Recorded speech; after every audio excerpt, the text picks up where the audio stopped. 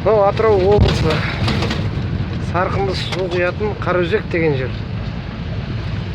Мына әкімдер өткенде жабарда мына нені. Арғы бет, бергі бет құдықтарын жабарда. Біз мына шағын кәсіпкерлермен ақылдаспай жауып тастадық. Міне алдыңнан 30-40 шақырымнан келеміз, еще мына алдыңнан мына бір машина нетсе тұрасың. Соны күтіп өтіп кеткенге дейін.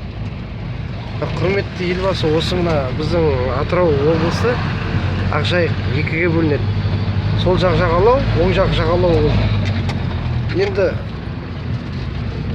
Еуропа бетінен берді. Кәріз құдығына Сарқынды су құятын. Ол бірақ алыс бізге өте. Енді мына Қазақ бет дейміз, яғни Азия беті. Содан қалдырмады жаңа. Міне балшық. Балшықта батып жүре алмаймыз мысалы. Таптар жолымен жүреміз.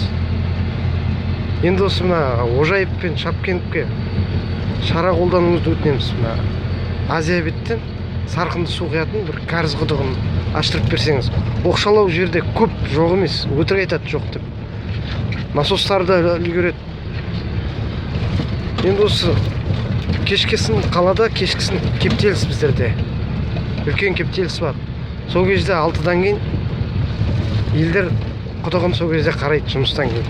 6-ларда кептелістен вообще жүре алмаймыз.